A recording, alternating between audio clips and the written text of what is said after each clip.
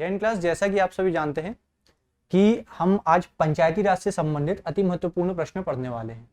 अब यह पंचायती राज हमारे लिए इतना महत्वपूर्ण क्यों हो जाता है?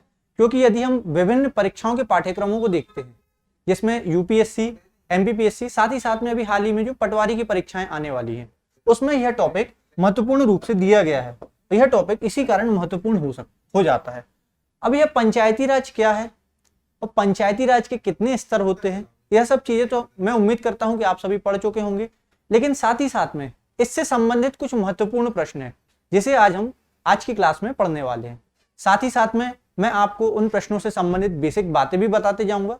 तो चलिए शुरू करते हैं फिर। तो सबसे पहला जो पंचायती राज का प्रश्न जो हम देखते हैं कि ग्राम सभा की बैठकों का संयोजन कौन करता है? ग्राम सभा। अब आप सबसे पहले यह समझिए कि ग्राम सभा होती क्या है। तो ग्राम सभा किसी संबंधित क्षेत्र में रहने वाले लोग जिनका उस क्षेत्र की मतदाता सूची में नाम दर्ज है, वहां रहने वाले लोग ग्राम सभा का गठन करते हैं। आगे आपको समझ में।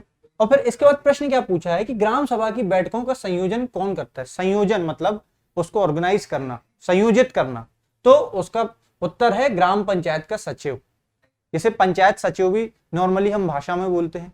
आया आपको यह प्रश्न समझ में? इसके बाद फिर अगला प्रश्न है, Mahatma Gandhi state institute of rural development and Panchayati Raj, Panchayati Raj किस जिले में स्थित है? Mahatma Gandhi state institute of rural development and Panchayati Raj किस जिले में स्थित है?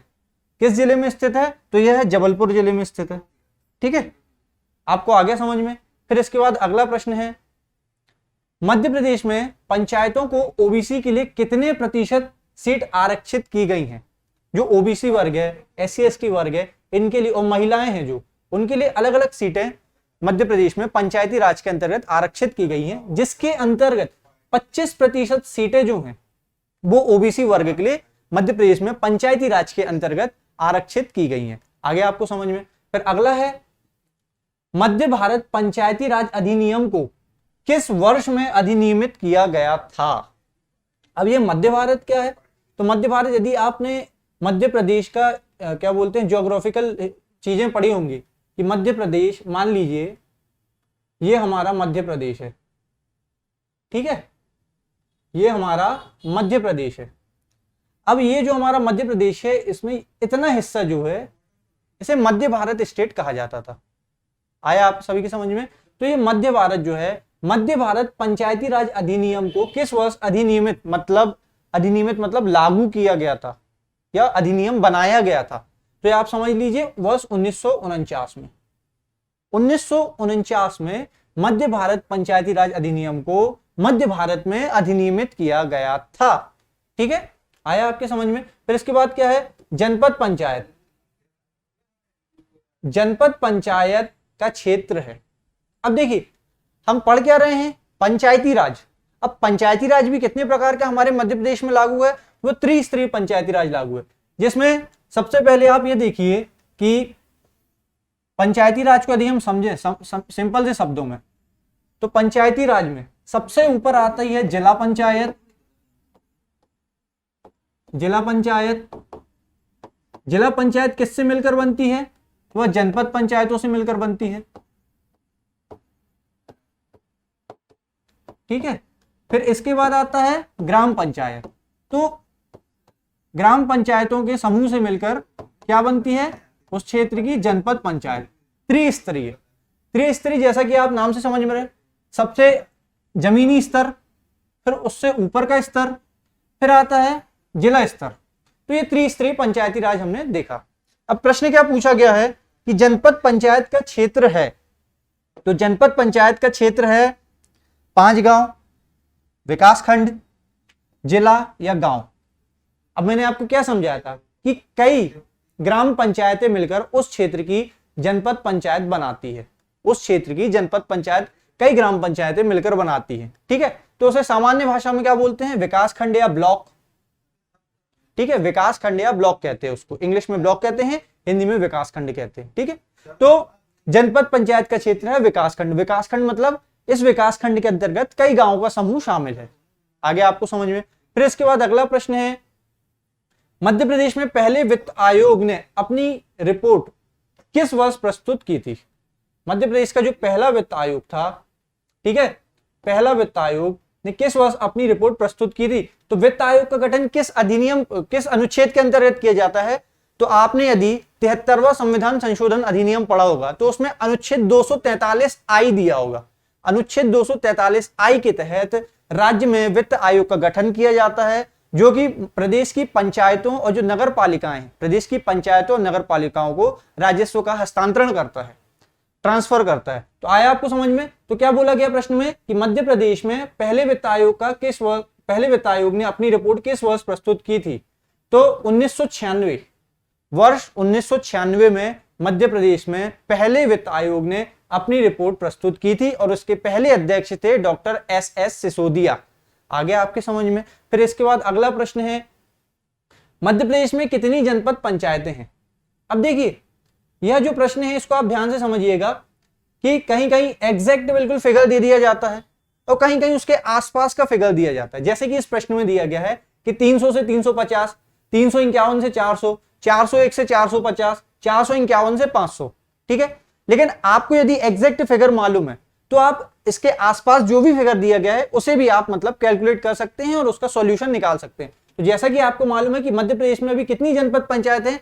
कुल 313 जनपद पंचायतें हैं और ये 313 किस ऑप्शन में फिट बैठ रहा है? तो 300 से 350 के बीच में। आया आपके समझ में? इस प्रकार के प्रश्न आते हैं तो आप इस प्रकार से मतलब इसको हल कीजिएगा। फिर अगला प्रश्न क्या है? अगला प्रश्न बोलता है मध्य प्रदेश में जिला योजना समिति के अध्यक्ष के रूप में किसे नियुक्त किया जाता है? अब जिला योजना समिति क्या होती है? तो जिला योजना समिति आपने यदि पढ़ा होगा पंचायती राज और नगरीय निकाय से संबंधित अनुच्छेद, तो उसमें 243 ZD उसमें क्या जिला योजना समिति की बात की गई है। 243 ZD में जिला योजना समिति की बात की गई है, जिसका अध्यक्ष कौन होता है? उस जिले का प्रभारी मंत्री।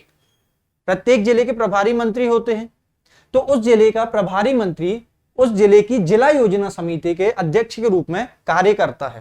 फिर इसके बाद अगला प्रश्न है 73वें संविधान संशोधन के बाद मध्य प्रदेश में पहली बार चुनाव हुए थे। 73वां संविधान संशोधन 1992 में किया गया था, ठीक है। उसके बाद मध्य प्रदेश में पहली बार चुनाव वर्ष 1994 में हुए थे। वर्ष 1994 में त्रिस्तरीय पंचायती राज और त्रिस्तरीय नगरीय निकाय के चुनाव पहली बार वर्ष 1994 में संपन्न कराए गए थे और अभी हाल ही में जो 2022 में चुनाव किए गए हैं वो अभी तक के 6वें चुनाव हैं। आया आपको समझ में? इसके बाद आता है किस जिले में अधिकतम ग्राम पंचायतें हैं? किस जिले में अधिकतम ग्राम पंचायतें हैं? तो इसका उत्तर होगा सागर जिले में अधिकतम ग्राम पंचायतें। अब इसमें थोड़ा सा आप लॉजिक लगाइए कि भोपाल, रीवा, चंबल, इनका चंबल तो खैर जिला नहीं है, चंबल एक संभाग है, ठीक है। तो ये तो वैसे ही एलिमिनेट हो जाता है कि चंबल एक संभाग है। अब आते हैं रीवा में और भोपाल में। तो भोपाल का आप क्षेत्रफल देखिए और रीवा का भी आप क्षेत्रफल देखिए और इन दोनों के क्षेत्रफल की तुलना आप सागर जिले से कीजिए तो आप पाएंगे कि सागर जिले का क्षेत्रफल भोपाल और रीवा के क्षेत्रफल से अधिक है। तो आपको ऑटोमेटिक समझ में आ रहा होगा कि सागर जिले में अधिकतम ग्राम पंचायतें होंगी। आया आपके समझ में? इसके बाद फिर अगला प्रश्न है मध्य प्रदेश में ग्राम पंचायत के अध्यक्ष के रूप में किसको चुना जा सकता है? किसको चुना जा सकता है ग्राम पंचायत के अध्यक्ष के रूप में? जिसे हम सरपंच बोलते हैं, उस क्षेत्र की जनता द्वारा सीधे निर्वाचित व्यक्ति, मतलब प्रत्यक्ष निर्वाचन, डायरेक्ट इलेक्शन प्रोसेस के थ्रू उस ग्राम पंचायत के जो मतदाता हैं वो अपने सरपंच को चुनेंगे। आया आपके समझ में? फिर इसके बाद अगला प्रश्न आता है प्रदेश के पुनर्गठन से पहले। देखिए, प्रदेश का पुनर्गठन 2 बार हुआ, एक 1 नवंबर 1956 में हुआ था और दूसरा 1 नवंबर 2000 में हुआ था। लेकिन अभी इस प्रश्न में बात की जा रही है 1 नवंबर 1956 के संदर्भ में कि प्रदेश के पुनर्गठन से पहले किस क्षेत्र में पंचायत राज व्यवस्था लागू नहीं थी। यदि आपने बिल्कुल ध्यान से पढ़ा होगा तो आपको पता होगा कि महाकौशल क्षेत्र में भी लागू थी, विंध्य प्रदेश में भी लागू थी और मध्य भारत क्षेत्र में भी लागू थी। कहां लागू नहीं थी? तो बुंदेलखंड में लागू नहीं थी। तो इसका उत्तर क्या होगा? बुंदेलखंड क्षेत्र। आगे आपके समझ में? इसके बाद फिर अगला प्रश्न हम देखें तो अगला प्रश्न क्या बोलता है कि मध्य प्रदेश में कृषि स्वामित्व अधिनियम किस वर्ष लागू हुआ था? तो मध्य प्रदेश में कृषि स्वामित्व अधिनियम किस वर्ष लागू हुआ था? तो इसमें आप ध्यान दीजिएगा कि कुछ प्रश्न ऐसे रहते हैं जो फैक्चुअल रहते हैं, जिनको हमें पढ़ना पड़ता है, समझना पड़ता है, फिर उसके बाद हम उसका उत्तर दे पाते हैं। तो मध्य प्रदेश में वर्ष 1960 में कृषि स्वामित्व अधिनियम लागू हुआ था। फिर इसके बाद त्रिस्तरीय पंचायती राज, त्रिस्तरीय पंचायती राज व्यवस्था प्रारंभ करने हेतु मध्य प्रदेश पंचायत अधिनियम कब पारित हुआ था? देखिए, मध्य प्रदेश में संवैधानिक रूप से, मध्य प्रदेश में संवैधानिक रूप से त्रिस्तरीय पंचायती राज व्यवस्था, मतलब 3 स्तरों पर पंचायती राज व्यवस्था प्रारंभ करने हेतु मध्य प्रदेश पंचायत अधिनियम कब पारित हुआ? देखिए, देश के स्तर पर तो 1992 में हो गया था, लेकिन अब हम राज्य के स्तर पर आते हैं। तो राज्य के स्तर पर वर्ष 1993 में त्रिस्तरीय पंचायती राज व्यवस्था प्रारंभ करने के लिए मध्य प्रदेश में पंचायत राज अधिनियम पारित हुआ। आया आपकी समझ में? फिर इसके बाद अगला प्रश्न क्या है? अगला प्रश्न है प्रथम पंचायती राज अधिनियम का वर्ष क्या था? अब देखिए, इसमें क्या पूछा गया है कि मध्य प्रदेश में अलग अलग वर्ष में अलग अलग पंचायती राज अधिनियम आए थे। अब इन अलग अलग पंचायती राज अधिनियम जो है वो किस किस वर्ष में आए थे, ये आपको याद होना चाहिए। अब प्रश्न क्या पूछ रहा है कि प्रथम पंचायती राज अधिनियम का वर्ष क्या था, मतलब सबसे पहले मध्य प्रदेश में किस वर्ष पंचायती राज अधिनियम लाया गया था? तो वर्ष 1962 वो है। ठीक है, इसका उत्तर क्या होगा? वर्ष 1962। फिर इसके बाद है प्रदेश में पंचायती राज अधिनियम विधानसभा द्वारा कब पारित हुआ था? ठीक है, मध्य प्रदेश जो विधानसभा है उसने पंचायती राज, मध्य प्रदेश राज्य पंचायती राज अधिनियम किस वर्ष और किस तारीख को पारित किया था या पास किया था? तो उसका उत्तर होगा 30 दिसंबर 1993। देखिए, हम ऊपर के प्रश्न में पहले ही पढ़ चुके थे कि 1993 में पारित हुआ था, लेकिन अब हमें इसकी तारीख या दिनांक भी याद रखने की जरूरत है, जो कि क्या है? 30 दिसंबर 1993। फिर इसके बाद अगला प्रश्न है त्रिस्तरीय पंचायतों और नगर पालिकाओं का चुनाव कराने वाला पहला राज्य है। यह प्रश्न एमपीपीएससी में भी आ चुका है। ठीक है, यह प्रश्न ऐसा है जो मतलब कई परीक्षाओं में पूछा जा चुका है। तो जाहिर सी बात है कि यदि हमारे मध्य प्रदेश में इस प्रकार के प्रश्न पूछे जा रहे हैं तो उसका उत्तर मध्य प्रदेश ही होगा, कि जो मध्य प्रदेश है वो संवैधानिक रूप से पहली बार जिसने त्रिस्तरीय पंचायती राज और नगरीय निकाय के चुनाव कराए हैं, वो कौन सा राज्य होगा? तो मध्य प्रदेश होगा। आया आपको प्रश्न समझ में? और इसका उत्तर भी समझ में आ गया होगा। फिर इसके बाद है जिस ग्राम पंचायत की आबादी 1000 से कम होती है वहां वार्ड होते हैं। अब देखिए, ग्राम पंचायतों में कितने वार्ड होते हैं, जनपद पंचायतों में क्या होते हैं, जिला पंचायतों में क्या होते हैं, तो हमें समझना पड़ेगा कि किस स्तर पर कितने वार्ड होते हैं। ठीक है, तो जिस ग्राम पंचायत की आबादी 1000 से कम है वहां पर वार्डों की संख्या होती है कुल 10 वार्ड होते हैं। इसके बाद प्रदेश की पंचायतों में महिलाओं को कितने प्रतिशत आरक्षण प्राप्त है? अब देखिए, यदि हम 73वां संविधान संशोधन अधिनियम पढ़ते हैं तो उसमें बोला गया कि 1/3 सीट जो है वो महिलाओं के लिए आरक्षित रहेगी, लेकिन मध्य प्रदेश में 1/3 आरक्षण महिलाओं के लिए नहीं है, बल्कि कितना है? 50% आरक्षण है। 50% आरक्षण महिलाओं के लिए मध्य प्रदेश में पंचायती राज व्यवस्था के अंतर्गत किया गया है। फिर इसके बाद है प्रदेश में जिला पंचायतों की संख्या है। अब देखिए, ये प्रश्न को आप समझिए। सबसे पहले आप यह सोचिए कि मध्य प्रदेश में कितने जिले हैं? मध्य प्रदेश में कुल 52 जिले हैं। तो जाहिर सी बात है कि 52 जिला पंचायतें मध्य प्रदेश में होंगी। और मैंने आपको शुरू में ही समझा दिया था कि जिला पंचायतें क्या होती हैं? तो उस जिले की विभिन्न विकास खंडों से मिलकर, ठीक है, विभिन्न विकास खंडों का प्रतिनिधित्व करने वाली पूरे जिले की एकमात्र संस्था पंचायती राज के अंतर्गत होती है, जिसे हम कहते हैं जिला पंचायत। आगे आपके समझ में? फिर इसके बाद अगला प्रश्न है कि संभाग स्तर पर सर्वश्रेष्ठ जनपद पंचायतों को कितनी राशि से पुरस्कृत किया जाता है? देखिए, फैक्चुअल सा प्रश्न है तो इसका उत्तर होगा 5 लाख। इसको आपको पढ़ना पड़ेगा, इसको समझना पड़ेगा। फिर इसके बाद क्या है? ग्राम पंचायत में कार्यरत पंचायत कर्मियों का पदनाम ग्राम पंचायत सचिव कब बदला गया?